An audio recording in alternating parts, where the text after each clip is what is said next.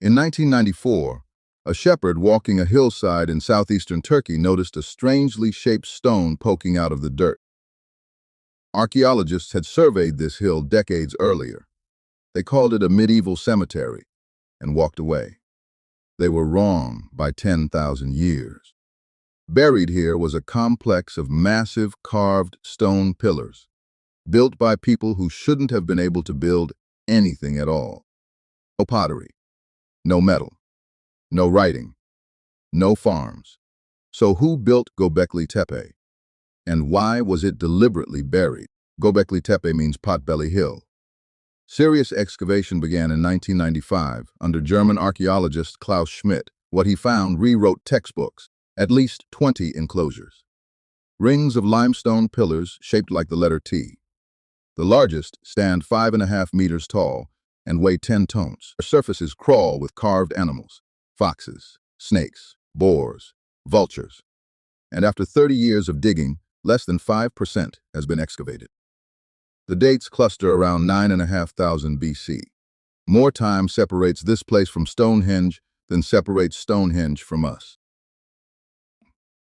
Mainstream archaeology says hunter-gatherers built it. And far from being impossible, the site shows exactly how they did it. Exhibit 1, the quarries. Unfinished pillars still lie in the bedrock nearby, abandoned mid-carve. You can see the tool marks. Exhibit 2, the bones. Enormous quantities of butchered gazelle, aurochs, and boar. Great feasts that doubled as work parties, raising pillars together. Recent digs uncovered buildings, cisterns, and grinding tools. People lived here, settled, organized. And Exhibit 4. Smaller T-pillar sites are scattered across the region. To archaeologists, that's a learning curve. The mainstream conclusion is revolutionary in itself. Monumental architecture and organized religion came before farming. The temple built the town. But not everyone is satisfied. Writers like Graham Hancock see a site that appears, in his words, fully formed. The largest, most sophisticated enclosures are among the oldest. Where, he asks, is the practice? Where are the crude first attempts? To Hancock, the builders inherited their knowledge, perhaps from survivors of a lost civilization, destroyed at the end of the Ice Age.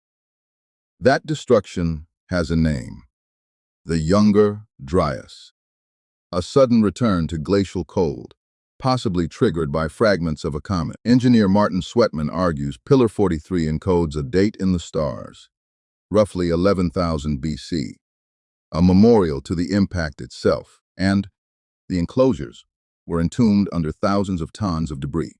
If that burial was deliberate, this place wasn't abandoned. It was sealed. So, what would settle it? Archaeologists point to earlier, simpler sites nearby, and to pillars reused and repositioned over centuries.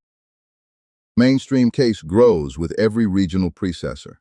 The alternative needs what it doesn't yet have: physical evidence of an earlier, advanced culture.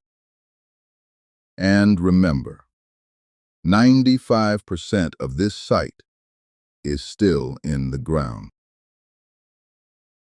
Which explanation convinces you? Tell us in the comments.